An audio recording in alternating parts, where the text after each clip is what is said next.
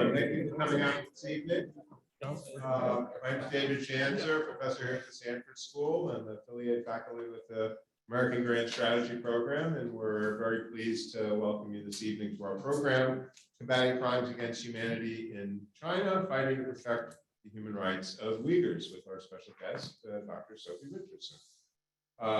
Let me say a couple of thank yous to people who helped put this event together: Paige Rotunda, Beth O'Brien, Robin Kirk at the Duke Human Rights Center, Hadia Madni, also with the Human Rights Center. We had many organizations, which I'm not going to list, who were co-sponsors, and we're very grateful for everyone to make this happen. Just before we get started, a couple AGS program notes. Next Monday, November 1st, right outside of Fleischman Commons at 6:15, we have Jane Harmon coming. This is a former representative, former ranking member of the House Permanent Select Committee on Intelligence. She'll be talking about her book called The Insanity Defense, so we encourage you all to come to that. And Wednesday on Zoom at 5 p.m. we have Amanda Demmer from UVA talking about her book After Saigon's Fall. So please, AGS folks, put that on your calendar. And without further ado, our special guest this evening is Dr. Sophie Richardson. She is the China Director for Human Rights Watch since 2006. She has testified across the world on human rights issues, publishes, writes, gives speeches, has a great blog you can all look up. She's the author of China, Cambodia, and the 5 Principles of Peaceful Coexistence. And we are thrilled to have her. So let's welcome Dr. Sophie Richardson.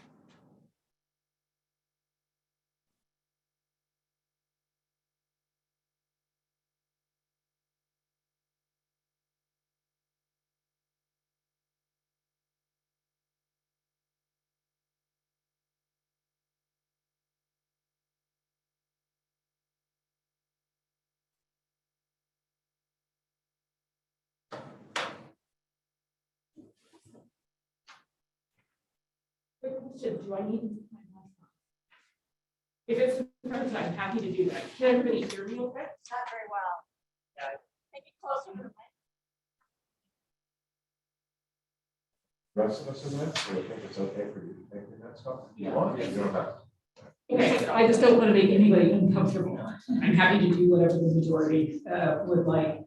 Thanks, Professor Schanzer, for the kind invitation. Thanks to Duke for inviting me. I want a special thanks to Professor Robert Kirk, my HRW cousin. I had never been to Duke before, and I have to say I'm floored by the day I've had, and particularly the incredible, smart, thoughtful questions that I've been asked by students today. So I really encourage you to bring that same kind of critical thinking to this discussion, because I think it'll make it a richer one. I'm going to try to do a lot of history in a very short period of time. So here we go. I'm going to move back and forth a little bit, but hopefully it will be comprehensible. In May of this year, we, along with our very good friends at the Stanford University Law School's Human Rights Clinic, published an assessment of recent Chinese government policies and practices towards Uyghurs and other Turkic Muslims in the Xinjiang region of northwestern China. And we concluded that the Chinese government has been committing and continues to commit crimes against humanity against these communities. And please bear in mind that these are some of the most serious human rights crimes that exist. We, using international human rights law as our standards, that's expressed primarily through binding legal treaties. We've been documenting human rights violations in this region for more than 2 decades. In the past, that work has focused particularly on pervasive state discrimination against expressions of Uyghur Muslim culture. One example, when a traditional Uyghur cemetery just outside of Rumchi was bulldozed to build a public park.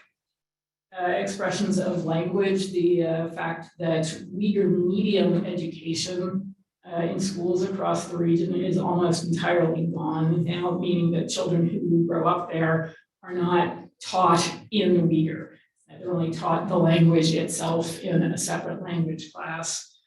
And especially the persecution of religious freedom. There's a very long list of expressions ranging from banning certain names because they're considered too Islamic, to restrictions on who is allowed to worship, how and where and why, or even whether parents are able to educate their children in the privacy of their own homes about Islam.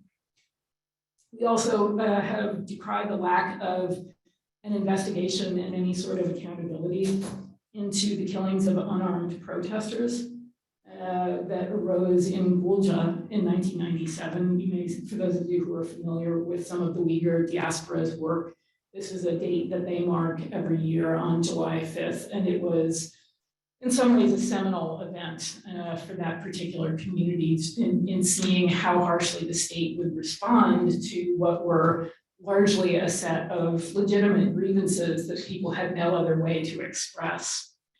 In 2009, we documented enforced disappearances. Remember that an enforced disappearance is when someone is detained by an agent of the state, typically police, remember military, and then the state denies holding them. And we're especially concerned about that, particularly because people who have been enforcibly disappeared are at very high risk of torture because nobody knows where they are. We documented about 36 cases of enforced disappearances in the wake of those protests, primarily of men and boys from predominantly Uyghur neighborhoods in Rumchi. One of the other phenomena that we wrote about fairly regularly, and I have to say this weighs on my own conscience, that we didn't understand more clearly at the time what this might mean, what this might be signaling about the direction of Chinese state policy.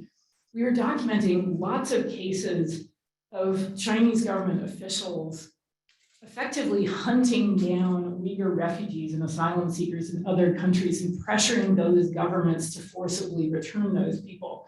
Now, most governments, when refugees flee, they say, great, go, we're happy to be rid of you. They're people that states don't necessarily want back. And so it struck us as very odd that we were starting to see this, not just in the immediate neighborhood. We documented cases in Cambodia, Nepal, Pakistan, but then there were some very high profile cases in Thailand, and now we not die without cases in West Africa and the Middle East. and sometimes even in Southern or in Eastern Europe. And I just wish that we had seen that policy shift as the harbinger of what was going to come.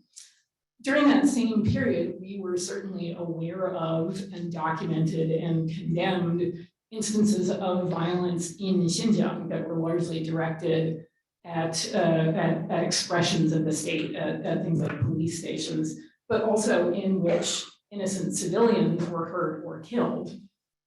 We refer to a couple of these incidents as atrocities and call for the same kind of investigation and accountability as we have for comparable events in other places. But these included the March 2014 knife attack in Kunming, which is the capital of Yunnan province, which was very startling to the authorities. And it was never actually fully credibly confirmed that the perpetrators were in fact Uyghurs. They were people who were waving flags that had messages in Arabic and chanting some slogans, but it was never entirely clear who exactly they were, and they disappeared into the vortex of the Chinese judicial system. And we tried to trace those cases, and there's no information available, at least in the Supreme People's Court's database, which is accessible online. We also wrote about the April 2014 Rumchi train station attack, which happened shortly after Xi Jinping had visited the region. By this point, Xi Jinping had taken power. And we wrote about the May 2014 Rumchi market bombing. I want to be very clear that the Chinese government has laws available to it to prosecute these kinds of acts of violence, and that states have an obligation to provide public security. But what happened next was about as far from a human rights respecting response to these instances of violence as you could possibly get, and really laid the groundwork for what we've been dealing with more recently. I think we have to stop and talk a little bit about the US war on terror, which probably did more to accelerate the Chinese government's expropriation of those ideas, those human rights violations, problematic laws and practices. It became a very convenient justification for abusive regimes around the world. I would strongly urge those of you who have time to look at the testimony given yesterday at a hearing by the Congressional Executive Commission on China by an extraordinary legal scholar named Fionnuala Ní Oileáin. She's Irish. She's currently serving as the UN Special Rapporteur on Terrorism, and she gave great testimony about how authoritarian regimes have co-opted the idea, the language, the laws of terrorism for deeply problematic purposes, and she spoke a fair amount about China. But what we saw the Chinese government do was adopt a wildly overbroad counterterrorism law at a time when other kinds of legal reforms and protections were being rolled back.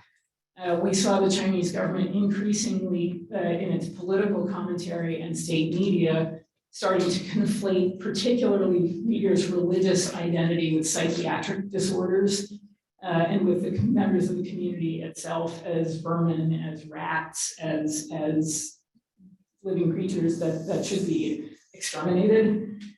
And we saw increasing rates of prosecutions across the region on very shaky grounds. And no reliable fair trial rights. So this is sort of the backdrop to what happens between 2014 and roughly 2017. It was in 2014 that the central and regional Xinjiang government announced the Strike Hard Against Violent Extremism campaign. I'm sure that sounds as alarming to you as it ought to.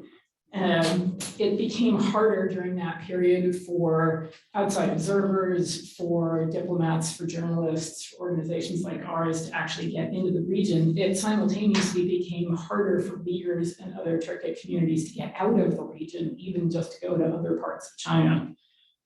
We saw Chen Changuo, who at the time had been the party secretary in the Tibet, some people would insist on saying Tibet Autonomous Region, I will say in Tibet, shift from Lhasa to Rumchi to become the party secretary there, taking with him a decent number of very hardline policies. And we were starting to see quite middle class families leave the region. precisely the kinds of people that the local authorities had invested in having stay and, sort of live middle class, state compliant existence. They were starting to vote with their feet. At the same time, across the country, we were starting to look at the uses and abuses of surveillance technology to cut into human rights. And part of the reason I wanted to show you this was because it illustrates what some of that technology actually does and how it works. So by the end of 2017, we'd written about sensory systems, facial recognition software, gait recognition software, license plate recognition software. And bear in mind that there are no actionable privacy rights inside China. We're slowly starting to see some for the purposes of consumer protection, but people had no way of resisting this effectively. Huge state databases, offering the possibilities of big data analyses and artificial intelligence, and then increasingly biometric uses and abuses of biometric information. It was in the summer of 2016 that the BBC first reported that Uyghurs applying for passports in Xinjiang had to provide a DNA, let a blood sample be taken. And over the course of that same year, though, we were busy that year.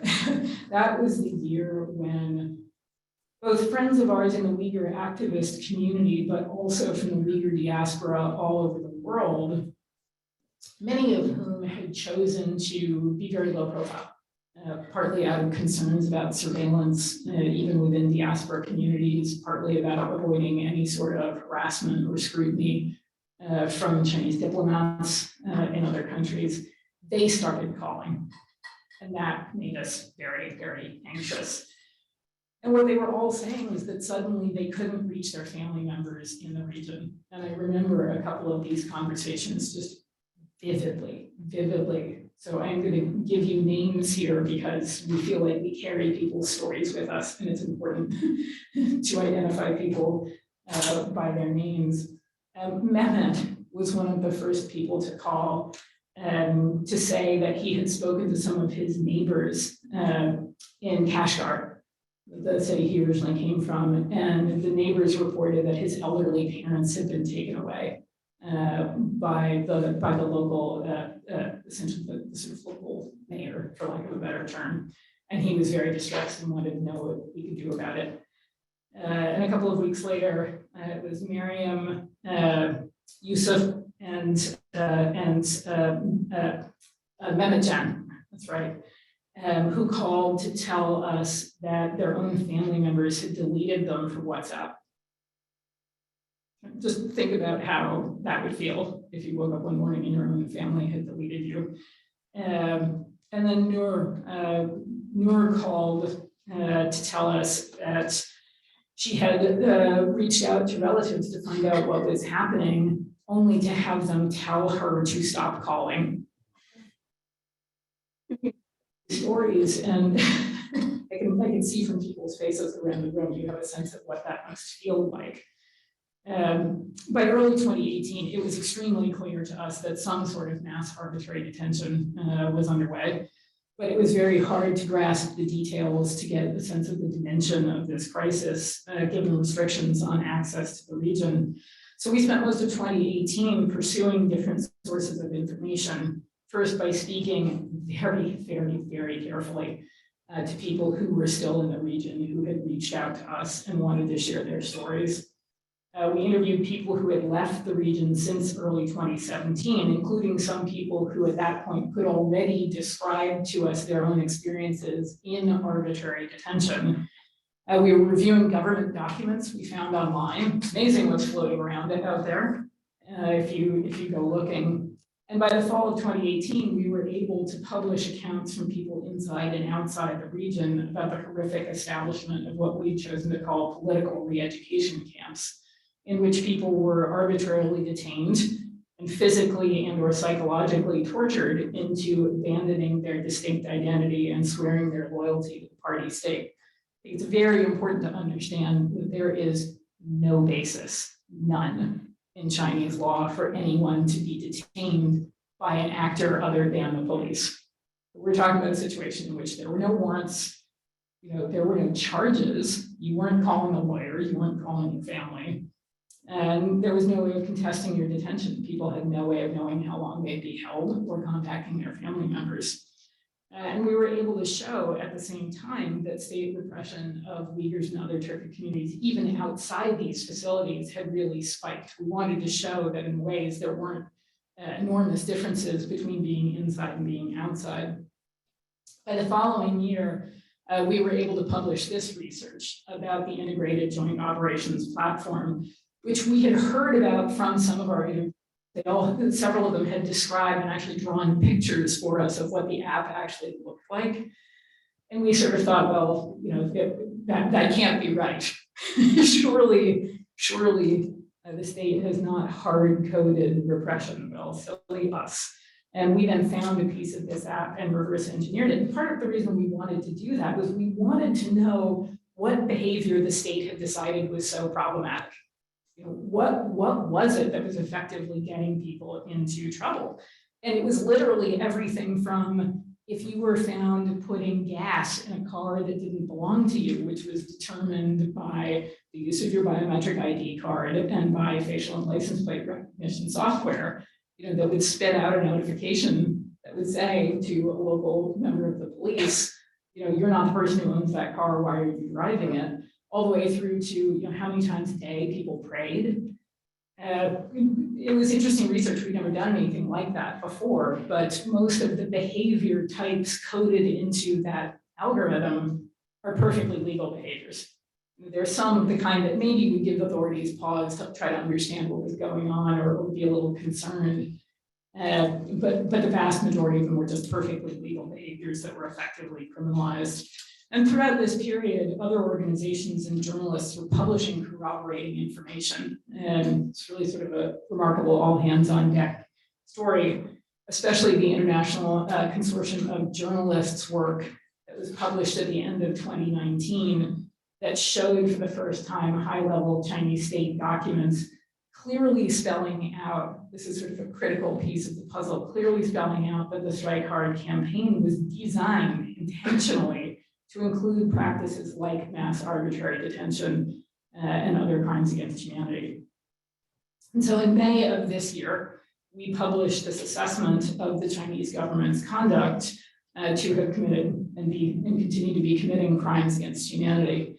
And the legal analysis, I'll spare you the details, but the crimes in question include imprisonment or other deprivation of liberty in violation of international law, persecution of an identifiable ethnic or religious group, which includes family separations, particularly of parents from children, enforced disappearance, torture, murder, and alleged inhumane acts intentionally causing great suffering or serious injury to mental or physical health, notably forced labor and sexual violence. And I read those to you just so that you can get a sense of the scope of abuses people described to us over these years, and what the consequences of having high-tech tools to carry out your repression involves.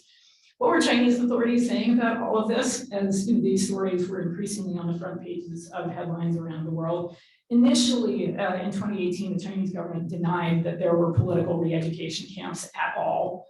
But between the kind of reporting that we were doing and journalists were doing, and our friend's satellite imagery that could show the construction of mass facilities in precisely the places people were describing to us, that wasn't a very good excuse for very long.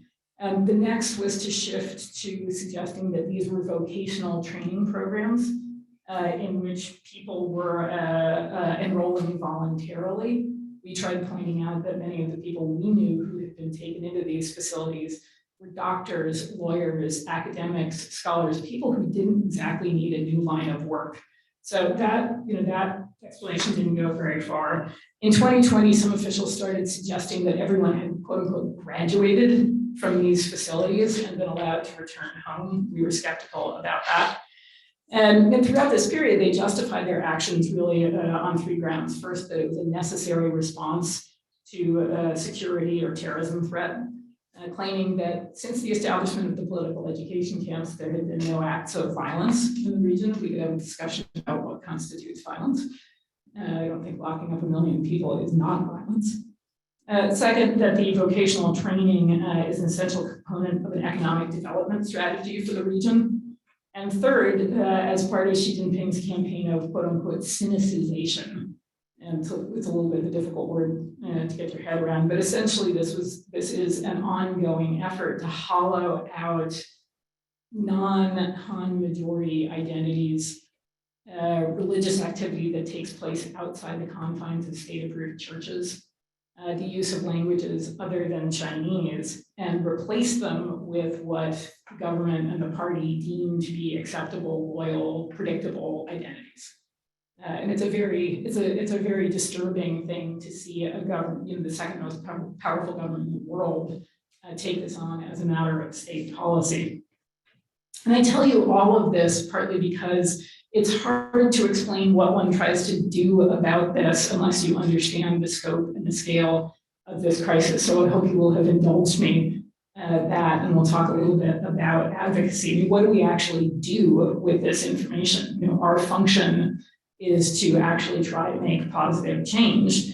And it's an enormous challenge to actually try to hold accountable government officials when they are this powerful and this accustomed to enjoying impunity for serious human rights crimes. This is not the first time the Chinese government has committed crimes against humanity, but they are extremely accustomed to getting away with it.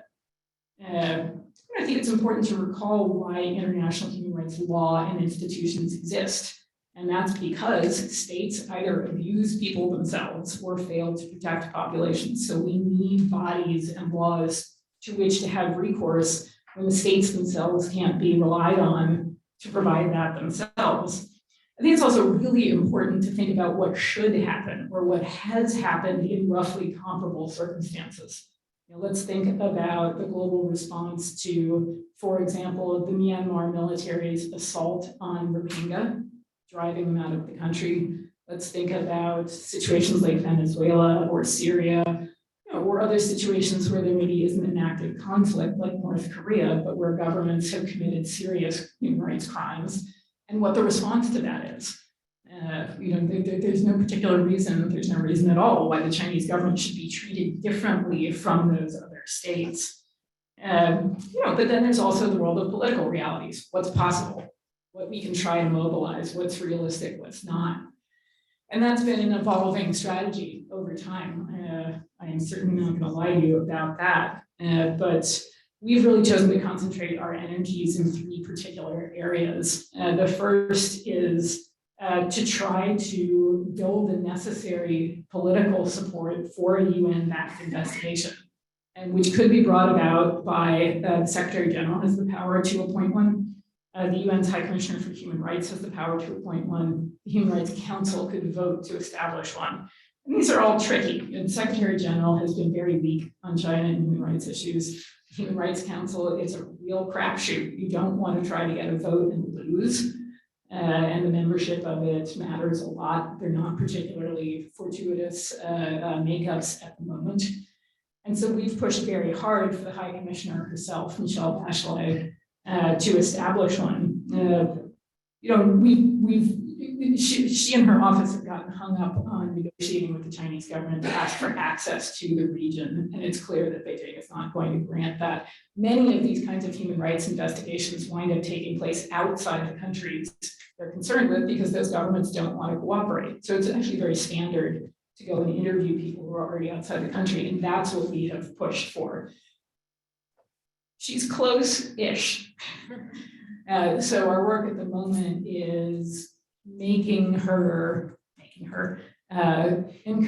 her very strongly to maintain her integrity by either committing to carrying out an investigation outside the country and or publishing material we know that she's already gathered about the crisis. And the ultimate goal of that effort is to actually make recommendations about accountability. Right? The idea of prosecuting Chinese government officials responsible for serious human rights crimes should not be as far away as it is. It's a tough battle because the Chinese government has a lot of power within the UN system, but we've made a little bit of progress even just in the last week or two with the latest one of a series of joint statements. Was actually joined for the first time ever by all of the different regional groups within the UN and actually was signed this time by Turkey. which is an important player, particularly within the Organization of Islamic Cooperation, and is a place where many Uyghurs feel as their second home because of the Turkic origins. And the second area that we've concentrated on is the role of Chinese and international firms doing business in the Uyghur region. Other organizations have documented forced labor in the Uyghur and the solar industries. But from our perspective, companies are really required to behave in accordance with the UN's guiding principles on business and human rights, which among other things requires them to go through an exercise of asking whether their supply chains might be compromised, if workers are treated badly. And the short answer is that companies can't do this in Xinjiang. The degree of political repression is so great that even companies that want to try to do the right thing simply can't. And we are proud founding members of what's called the Coalition to End Forced Labor in the Uyghur region. That's really campaigning for companies to leave if they can't prove that they're able to operate without risks of forced labor or other kinds of business-related activity. And if somebody wants, we'll run the experiment or the exercise I did with one group earlier today about looking at the labels in your own clothes and seeing where they come from. If it's cotton and it came from China, there's a reasonably good chance you were wearing something that may have been made forced labor. So we all have power as consumers, and that's certainly something to think about, particularly here at a school like this, where there's a lot of athletic wear, and we can come back to that. Then last but not least, we have, for a variety of reasons, tried very hard to lend our assistance to members of the Uyghur diaspora community. And it's not just that some of these people are our close friends, but this is a community that is experiencing agony. And we have tried very hard to do everything from help people who are trapped and need asylum quickly, to helping find funding for language preservation programs in exile, helping share our platform with people who want to engage with senior members of governments, all the way through to access to counseling, ideally in Uyghur. That's a little bit of a challenge, but we've tried, we feel very strongly that part of our role is to assist people who are in need. And I think that's some of the work that matters the most to us. We are a lot further away from meaningful accountability than we should be. If we were talking about any other government in the world arbitrarily detaining 1 million people on the basis of their ethnicity, religion, identity, I think we could all have seen a very different response. I think there are things people here at Duke can do.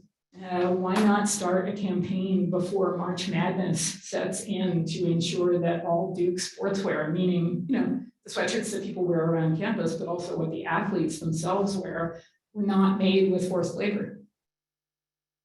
Have people started asking questions about what Duke's finances are invested in? Is it in some of the Chinese technology companies that are deeply complicit in repression in that region? There's plenty of work to do close to home. I try very hard to tell people there's no one true path to human rights work, and that Human Rights Watch and Amnesty are not the only kinds of human rights work. There are many different ways of making a difference in a community, but those are a couple of things that I think you could do right here and right now that would be very meaningful. And I'm going to stop there, and we're going to start having some questions, but I would just ask that people are welcome to ask anything they want. You can ask about human rights careers, you can ask about Xinjiang, and I know we have people who are also watching online. I think my only request to you is that as you ask your question, that you bear in mind that there may be people who are part of this event this evening who are themselves suffering from this kind of repression. And so that you ask respectful of those particular experiences. Thanks so much for having me.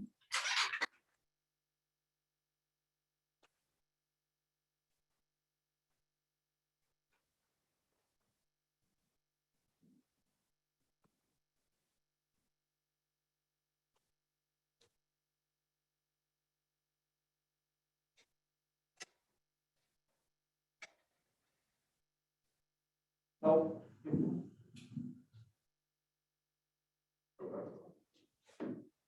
Thank you very much. There we go. Great. Thank you so much. Could we just put a little bit more details on some of the things that are going on. I mean, how many people do we think are currently detained arbitrarily without criminal charges in Xinjiang province now? Do we have a handle on that? I wish we had as good a handle, but you know that I would redirect that question straight to the Chinese government to clarify. I can tell you that the trend we started to see roughly a year ago seemed to be smaller numbers of people being sent into political re-education facilities, but considerably larger numbers of people being subjected to formal prosecutions and getting much longer sentences for behavior that either isn't criminal or involved only the most minor offenses. So we detailed a real spike of up to 250,000 people having been prosecuted in the last year 18 months, going back from the beginning of this year. Sorry, I can't do the counting backwards fast enough. Relative to the rest of the mainland, it's just an extraordinary That's an spike. extraordinary number, 250,000 people being prosecuted. I mean, we were talking before, and I study, terrorism. Lots of. We're not going to get into the ins and outs of the Guantanamo facility, but at its peak, actually, the 700 people went through Guantanamo. We're talking about dealing with the biggest global terror network known to history. So when you compare that to if it was really about stopping terrorism and you were detaining 250,000 people, the amount of violence that those terrorists would have been perpetrating is just unimaginable. And of course, we haven't seen anything like that in Xinjiang province, right? Correct. And the Chinese government has not only plenty of formal tools within the legal system to prosecute people, it also continues to use numerous forms of arbitrary detention for different kinds of communities. We've written about what are called black jails, which are unofficial detention facilities in Beijing for people who come from other provinces to try to take their grievances to central government authorities. We've written about re-education through labor. We've written about, there's still at least 5 or 6 different forms of arbitrary detention that continue to be used for people the authorities don't like. So this isn't easy to talk about, but there have been lots of discussion about forced sterilization in Xinjiang province as well. Can you discuss some of the evidence and again, why those are extraordinary kinds of acts. Why would the government feel it needed to go to these lengths to deal with this, very minor security threat? Well, again, I think the bottom line is that the Chinese government continues to see Uyghurs and other ethnic or religious communities as fundamental threats to national security. That even simply being different in that way is a problem that has to be fixed. And in Xinjiang, the response is particularly harsh because there is this perception of a threat of terrorism. Let's recall that for 40 years now, the Chinese government has had in place abusive policies that place limits on reproductive rights. We've now gone from the 1-child to the 2-child to the 3-child policy, especially as the government is trying desperately to reverse a rapidly declining birth rate. We're actually concerned that soon the authorities will start obliging women to have children, not obliging them to not have children. Yes, that's a little bit of the context for sterilizations in Xinjiang. We certainly know people who have managed to get out of the country who've really described horrific stories that are similar to forced sterilizations and forced abortions that we had documented in other parts of the mainland in the 80s and the 90s. And there are different sets of data floating around, and it's a little hard, we think, to make a judgment about which is most accurate. It's difficult to tell whether the rates of actions like forced sterilizations and forced abortions are catching up to some national averages, because sometimes policies are rolled out at different rates across the country until you suddenly see numbers for something spike in one province where, they've already settled back down to a different level in other regions. But there is some evidence to suggest that there's a concerted effort to limit the number of Uyghurs who are born as a way of further diminishing the population. And it may be worth noting that when the PRC was established, Xinjiang was still majority Uyghur, or I should say majority Turkic communities, Kazakhs, Kyrgyz, Tajiks. But as of about a decade ago, as a result of really state-sponsored, encouraged inward migration by Han, Uyghurs now, Turkic communities are now a little bit less than half of the population. So there's been a pretty radical shift in indications of state intentions to fundamentally change the population, the demographics in the region through a couple of different means.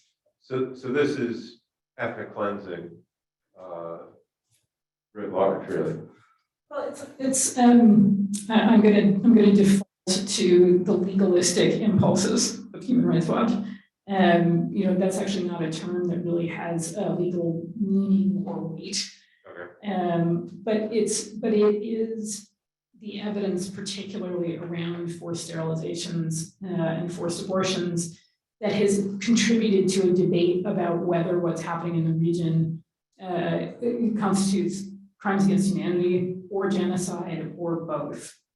One other project that particularly people here tonight who are listening at the law school could take on, is a review of the Genocide Convention, which in some ways is quite elastic in the language, but the way it's actually been applied in court cases really doesn't require, but the cases that have been prosecuted really do all stem from incidents of mass violence.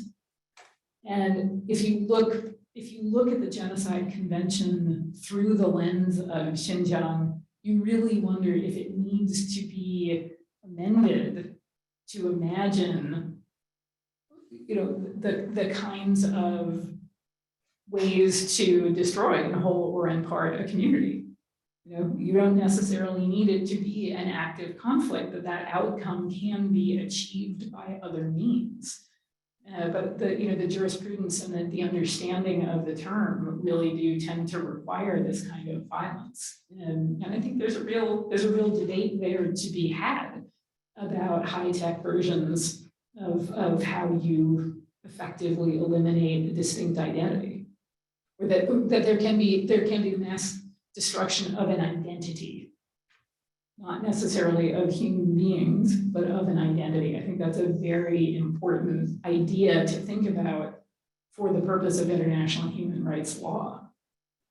So the Trump administration, right, the last day of the Trump administration, the Secretary of State did identify this as a genocide. And then the March 30 State Department report during the Biden administration identified as a genocide. So without getting too much into the legalistics of it, where is the light between Human Rights Watch, which hasn't really taken that step yet, and the U.S. government?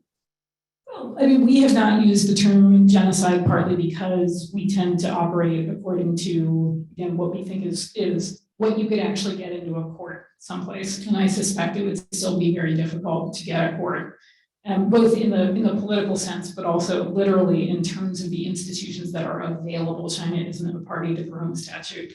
And so taking a case to the International Criminal Court is really not an option effectively.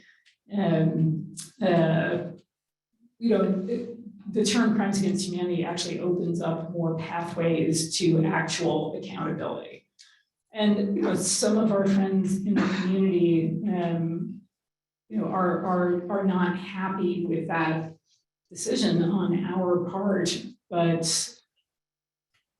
we can imagine a couple of ways to accountability. Also, there's nothing in our analyses to preclude our reaching a conclusion of genocide if we can show the kind of intent that has historically been required by courts for a conviction. That's another piece of the puzzle. talk a little bit, widen the scope a little bit more to global politics.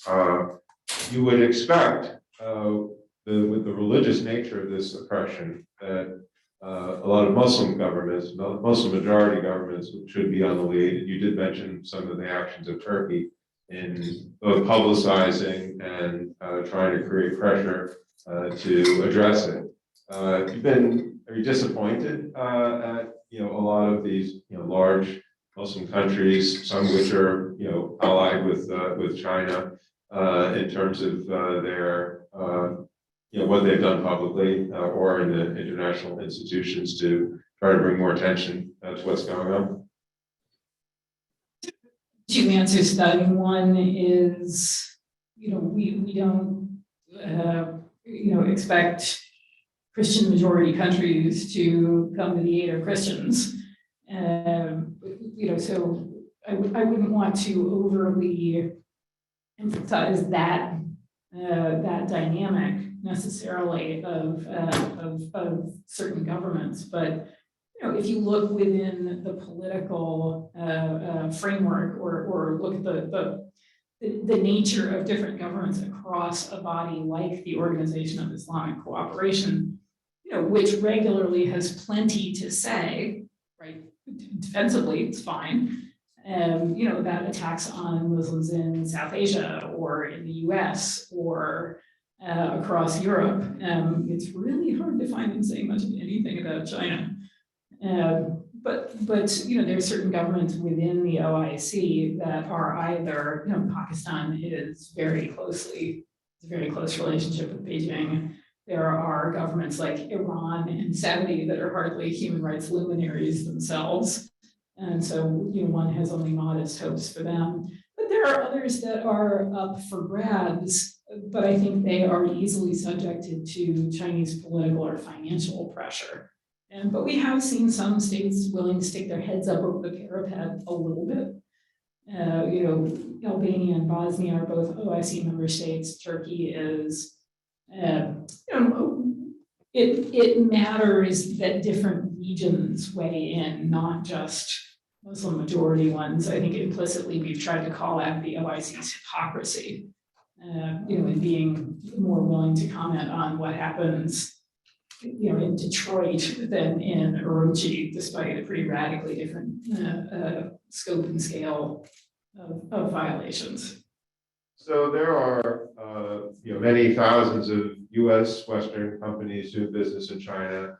There are many important large institutions, universities that have programs in China, including this one. From a human rights perspective, what do you ask of these businesses, these entities that are engaging with China to do about this particular issue? What would you like to see these institutions doing? Well, particularly in Xinjiang, where we believe that human rights due diligence is just not possible, it's time to go. I don't know about you guys, but I don't want to be wearing clothes or buying a phone or eating ketchup or, take on down a list that might have been made by forced labor.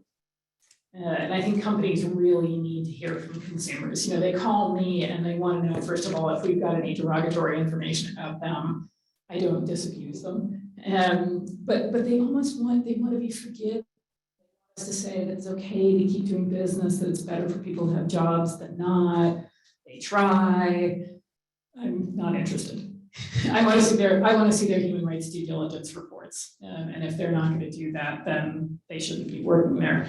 I think the rest of the mainland is a little bit more complicated because there is some access, but it's still the same. Unfortunately, the UNGPs are not yet binding international law. They're voluntary, but we're starting to see the European Union, for example, has now adopted binding international legislation or binding EU-wide legislation requiring human rights due diligence. It'll be very interesting to see how that's enforced.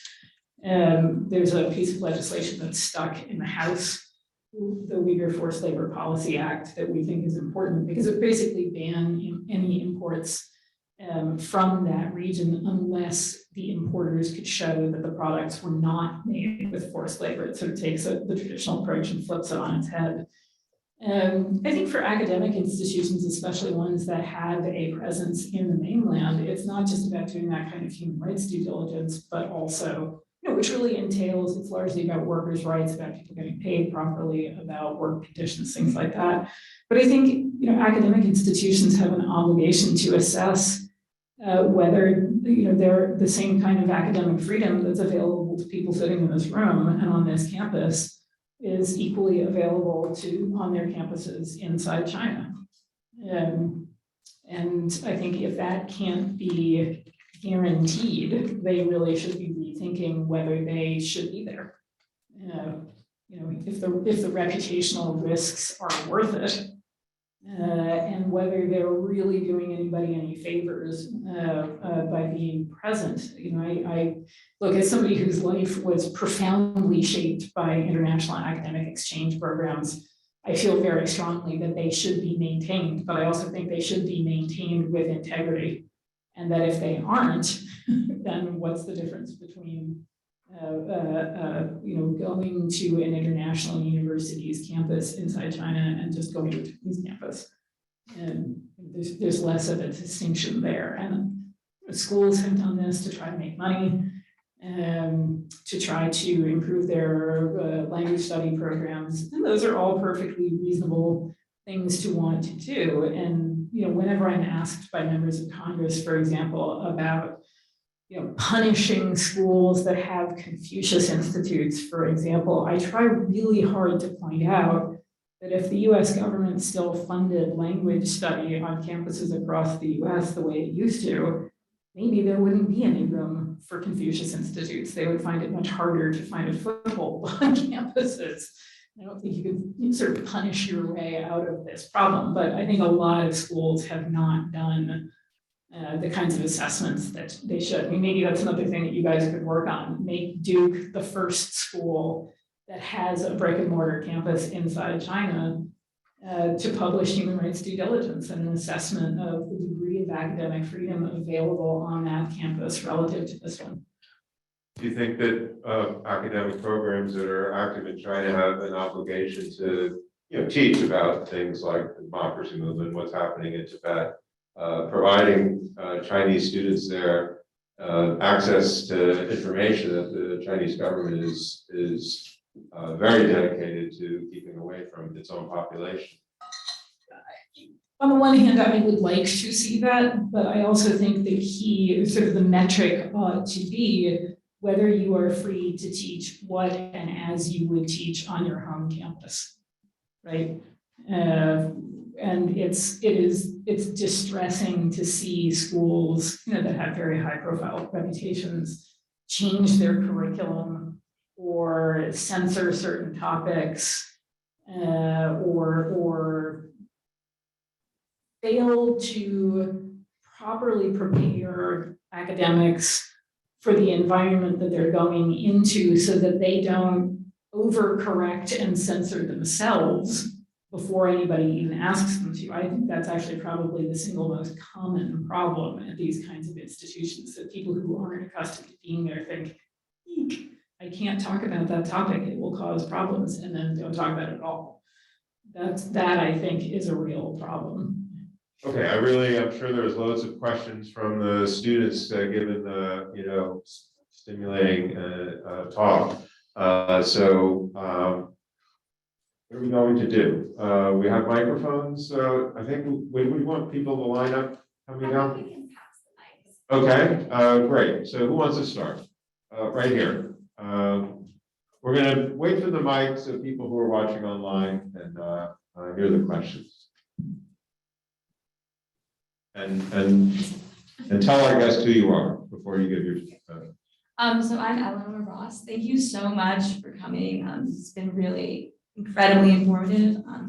I was wondering what steps you think the U.S. government should take, particularly because we have such a tumultuous relationship with China right now, and how we can address this crisis while not losing our place in this big power struggle that's going on? Which I know is a loaded question. Fine. We have another hour or two, we can, I'm used to questions like these. I would really like to see the Biden administration map out its 3 or 4 top human rights goals with respect to China and explain what its strategy is for pursuing them. And I think the absolute first top goal has to be the pursuit of accountability for crimes against humanity, the same way that we have seen the Biden administration or other administrations do this in the face of comparable human rights crises. And is that going to create friction? Of course it is. You know, does the Chinese government still need access to the US banking system? Right, I mean, it is such a complicated relationship, or such an intertwined relationship now, that it's very hard for the Chinese government to just take its ball and go home. You know, at the other end of the spectrum, and I've said this a couple of times today, I'm very frustrated by this argument that says the Biden administration should stop being so critical of the Chinese government. And I assume implicitly that includes, you know, allegations about crimes against humanity and genocide in order to secure cooperation on climate change. Because I don't think that's the way the Chinese government thinks about it at all. And I think you're only if I'm a government that's committing crimes against humanity, right? You know, the US and other governments have sought cooperation or collaboration for 4 decades now, and consistently, you know, across Democratic and Republican administrations. And look, we see this across dozens of governments all over the world. This is not a uniquely American phenomenon, but pull their punches in pursuit of some kind of cooperation they think they will get as a result. And I think there are a lot of people across the China community, whether it's human rights or security or economics, you name it, who are very frustrated because things have rarely played out that way. And you know, from our perspective, the US makes concessions for not a lot in return. And I think that's, you know, I think the US and other governments really have to fundamentally change the way they think, particularly about Xi Jinping and about the Communist Party, and approach it in a very different way. And I think they need to structure US foreign policy in a very different way. I would like to see it more closely tied to, you know, what the State Department typically does, more closely tied to look at the way the Chinese government operates inside the United States, because there's not a lot of communication back and forth between those entities, even though they're dealing ultimately with the same players in Beijing. I think that's a mistake, and people are poorly informed as a result and not making great policy choices. so you're saying, I think, that China's going to do on climate change what China thinks it's in its interest to do on climate change, and not because, you know, they're trying to make nice to the United States. So we should forget about trying to be, you know, soft on human rights to get more climate change, because they're going to do what they're going to do on climate change. What they decide is in their economic and geopolitical interests, not, and so we should feel more liberated to, you know, be consistent with our values on human rights issues. That the argument? Yeah, I should say the US should be more consistent with its stated values. We have a long conversation about the US's own compliance with its legal obligations. But yeah, you know, the Chinese government is under tremendous pressure on multiple levels around as a result of climate change. I mean, it is, you know, the Belt and Road Initiative exists in no small part to secure access to everything from food to energy resources. And it's partly because the amount of arable land in China has shrunk considerably as a result of deforestation. Right? I mean, you know, there are serious problems domestically. They know it, they will respond to it accordingly. But again, I just don't know how you have really good, predictable cooperation with a government that's locking up environmental activists, that has shredded some of its black letter treaty obligations, bilateral, multilateral. You know, it's not a great partner in that sense. Anyway, that's more than. Okay, we have more questions. Could we bring the mic back there? Why don't you go first? Okay, either way. Thanks so much. I'm Ashlyn Hand. I'm grateful that you're here. Really appreciate your time. You mentioned earlier that the Chinese government's pursuit of refugees out of country can kind of be seen now in retrospect as a precursor of what's to come. And so while it's difficult to imagine conditions deteriorating further, obviously Chinese technology capabilities are only increasing and increasing fast. So I wondered, what in particular do you wish that was receiving more attention right now from the international community? It's such a massive question. Well, what do I wish was receiving? Do you mean what issue I think has fallen off the radar too much? There's so many to choose from. Sorry, I looked at, when you were talking and I started to understand what you were asking, my eyes sort of flipped up to the ceiling to see who made the equipment in this room, whether it's imported from China, which is a great question to ask wherever you go. I think I'm going to have to say, I think I'm sort of emotionally and ethically obliged to say what's happened to human rights defenders across China. I mean, those are sort of our brothers and our sisters.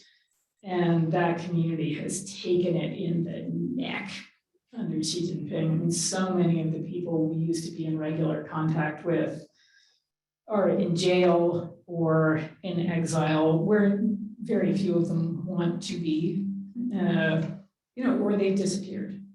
And we don't know what's happened to them. And, they are, an extraordinary group of people who came out of legal, sort of new and different legal human rights education programs that were available, sort of in the late 80s and early 90s. And these were people who sort of thought, okay, let's take the government at its word and try to advance, cases of environmental pollution or women's rights or fill in the blank. And they are, all of the ones that I know are remarkable people in that they are so devoted to the idea just of making the Chinese government more responsive to what people need and to its freely undertaken obligations. I have yet to meet anybody whose goal is to topple the Communist Party or to even necessarily serve in a position of power themselves. There are people who have remarkably sort of modest aspirations, but I think they're partly because it is literally harder to see and stay in touch with them, that they've sort of fallen off the radar screen. But I sort of think of them as this, it's sort of like a rare bird, this community that exists. And some people are still active and manage to use social media a bit, but they're pretty limited in what they can do now. Isn't it also well documented that people in the diaspora community who are speaking out in favor of the Uyghurs and being activists outside the country, that China is retaliating against their families inside China? Yeah, and in some cases harassing people outside the country. Even on, we've documented the Chinese government threats to academic freedom on campuses like this one. When, for example, Uyghur speakers come, people from the Uyghur diaspora come to speak about their experiences. Some of them actually will get harassed in the moment or on the margins of those events, or their family members will get visited back home. Some of the work that we did about academic freedom, Chinese government threats to academic freedom outside the country a couple of years ago, we were able to document several cases of closed graduate seminars in the US where students from the mainland were engaged in discussions about an issue that would have been considered sensitive by the Chinese government. And within 24 hours of their having participated in those seminars, their parents had been visited back in the mainland, which offered up some pretty frightening ideas about who was reporting what and to whom, in a conversation that was meant to stay in a classroom. And boy, did the universities not want to talk about that. More questions? Yeah, go ahead. Yeah, go ahead. So thank you so much. That was an incredibly informative, moving presentation, and the video was really arresting. It's hard to know where to start, but I wanted to pick up on something that you mentioned about students and the role that students could play. And I think that's important because,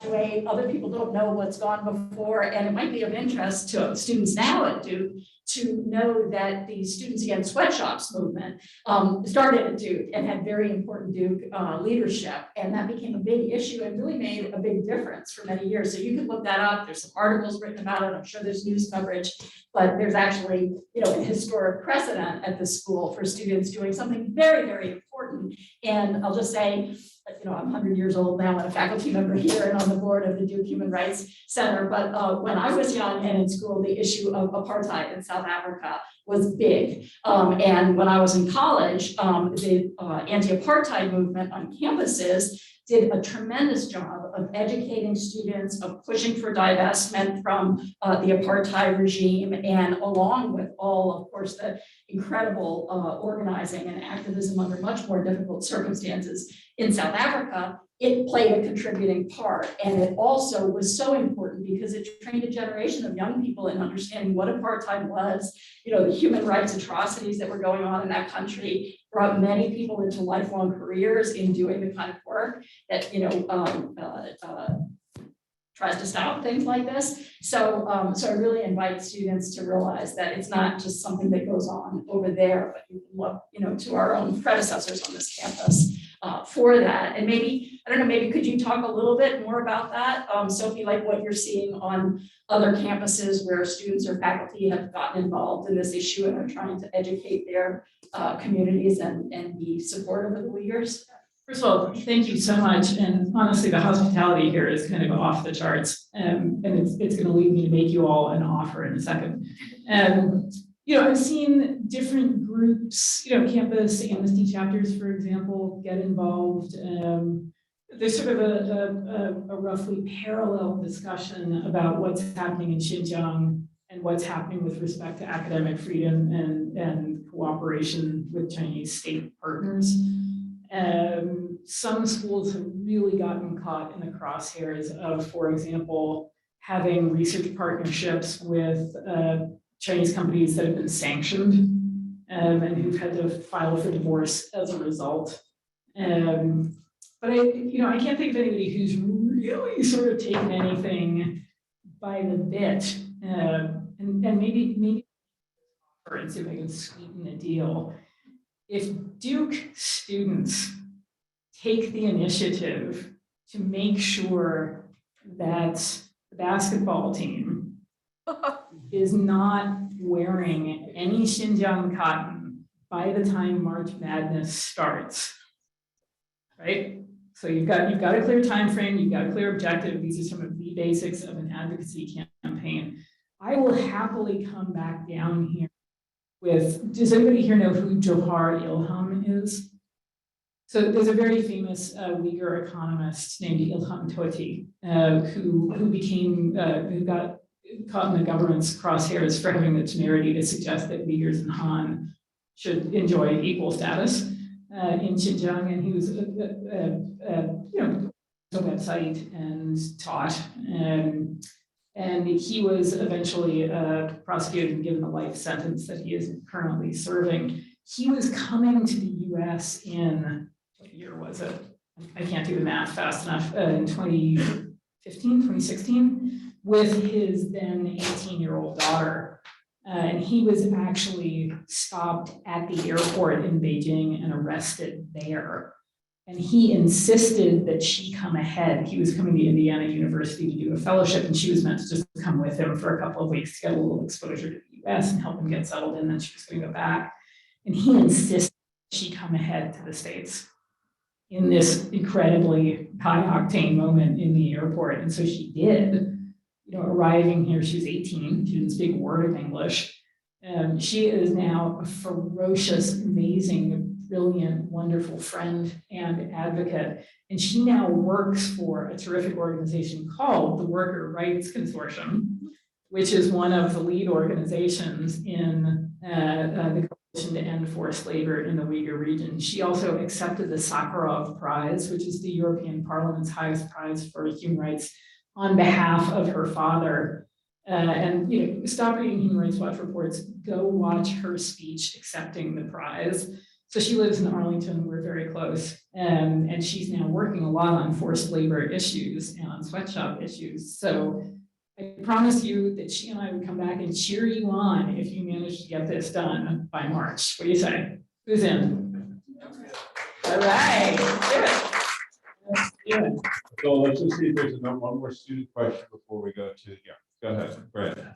Okay, so I think we're all aware of China's bad faith acting in the United Nations. I mean, the fact that it's on the Human Rights Council is ridiculous. And they use that as a stage to lecture the United States and other admittedly flawed Western democracies.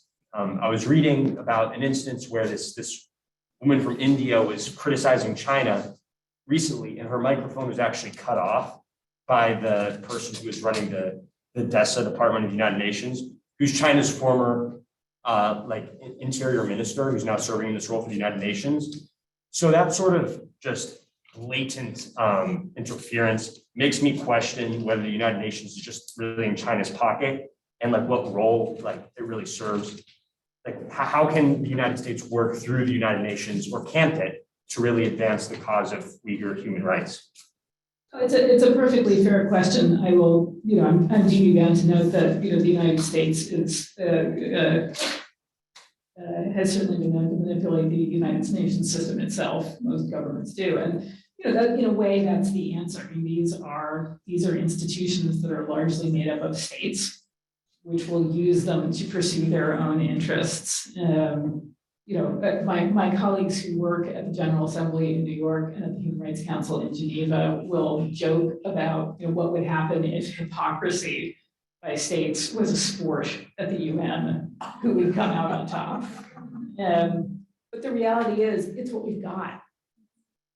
It is the institution that's available to deal with crises like this. And don't get me wrong, if 20 governments are willing to come together and, create, I'm not sure how they would do this under international law, create some kind of an ad hoc tribunal or the other available alternatives now is trying to prosecute people under what's known as universal jurisdiction statutes, meaning that, in theory, people who are accused of genocide, crimes against humanity, and other serious human rights crimes can be prosecuted in other countries for crimes committed in their own country. You may want to look up the recent cases in Germany of Syrians being prosecuted on charges of torture.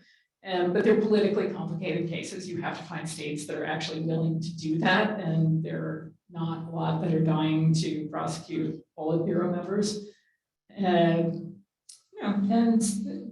There just aren't a lot of other options. And if we waited for UN reform to play out, or for the UN to be, the institution we might all want it to be, a lot of time would pass, and we would lose out on opportunities, I think, to fix the system. I think it's fair to say at this point that, our work on China has expanded enormously across Human Rights Watch. I wish my team had expanded extraordinarily too.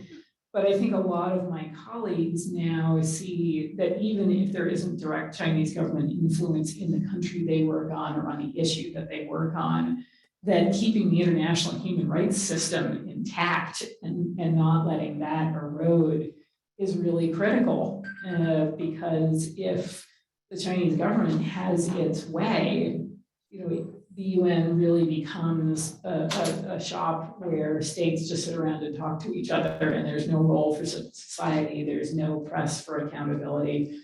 Look, it's not the institution of my dreams, believe me, but it is the body through which credible international investigations and referrals for prosecution for example, Tatmadaw, against the Rohingya are proceeding, and that offered up, the assessments of what's happened in Venezuela or in North Korea. Do we want that to have more consequences? Absolutely.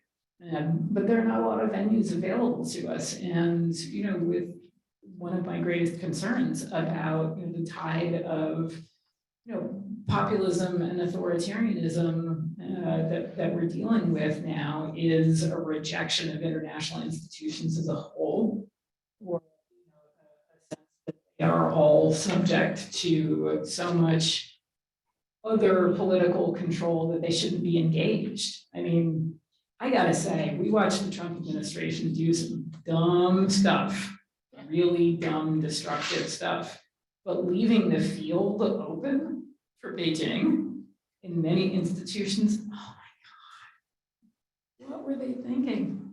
They thought they would that it wasn't good enough, and so they decided to take their ball and go home. And you know what? That made life so much easier for the Chinese government to further expand, its influence into those spaces. If you think Mother Nature abhors a vacuum, you haven't met the Chinese Communist Party. The goal has to be to, I think, actually form a long-term coalition that would extend long beyond the life of a given administration here in the US or of any electoral democracy, make a 20-year commitment to making sure that all of the spaces available at the UN are protected and defended, that there are always good candidates put forward for different bodies. I mean, I agree with you that, sorry, I promise I will shut up after this, but it's a point that I want to clarify about Human Rights Council elections. I mean, they're deeply flawed in that governments are run on according to their regional blocks. They're not chosen based on their adherence to international human rights standards. So often the elections aren't competitive. States don't have to make pledges or commitments in order to get elected. There are horrifically abusive governments on the council at any given time. But one of the ways to try to mitigate that is to ensure that rights-respecting governments actually run. And if you look at the last round of elections in which China got voted back onto the council, it was actually a competitive slate because there were 5 governments running for 4 slots for Asia. And China actually was the lowest ranking of the 4 that got elected. It got 41 fewer votes than it had gotten the previous go round. And if one other government had run, right, China might not have gotten elected. But making sure that governments with better rights records are going to run requires diplomatic thought, it requires advanced planning, it requires a commitment of resources. And Beijing has all the time and money in the world to plan for that. And it's really up to democracies to match that long term.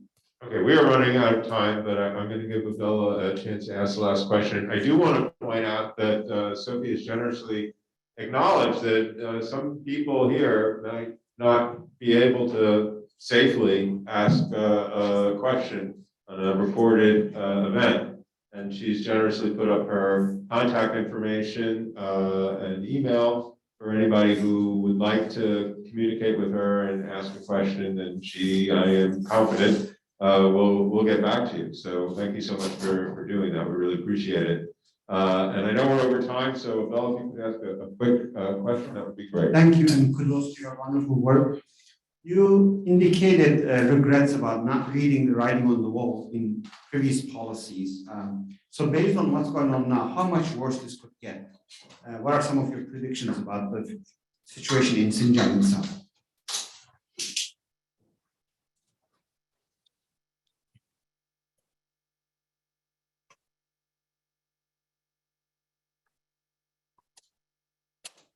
There won't be real Uyghurs anymore.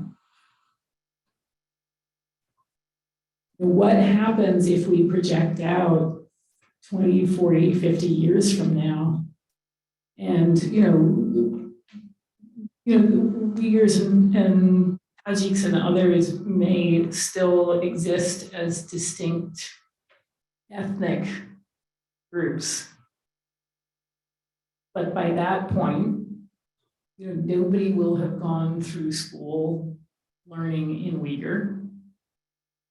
Nobody will have been able to worship outside of state churches. Nobody will have been able to observe, the holidays, the traditions, the practices that, the culture revolves around. I would like to think that that won't happen, but if you had asked me 5 years ago if we thought that authorities were planning to run a re-education campaign that harkens back to the Cultural Revolution, I would have said no. And we're the professional pessimists, right? I would have said no. I think scholars of modern Xinjiang history probably would have said no. But one of the lessons that I've learned over the last several years is that, I have to take what I imagine as the worst case scenario and go about 10 steps further down to the end of that spectrum. I want it to be different, of course I do. And we will do everything to try to undo this damage. But on some level, even the damage that's already been done, to terrify people into not being who they are. Even if the camps closed tomorrow, even if people were able to contact their families tomorrow, even if there was redress for all these abuses tomorrow, there's already been enormous damage done to this community, and it's going to be very hard, I think, to repair that. And every day that goes by, we've lost that much more time. We'll do our best, I promise.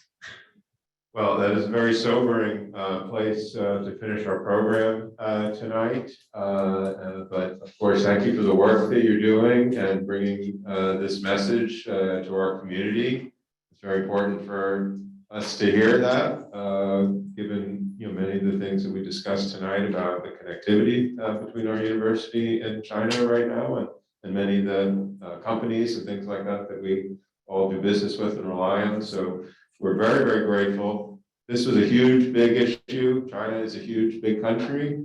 But I have a very little gift for you, but it is hardly an adequate token of our appreciation. But we want the Duke American Grant Strategy Program to be known quite well in human rights circles, because this is an important part of our program for bringing as part of our educational scope. And so we hope you will wear this proudly at the fabled American Grant Strategy t-shirt wherever you go in pursuit of human rights around the world. So let's all thank Sophie Richardson.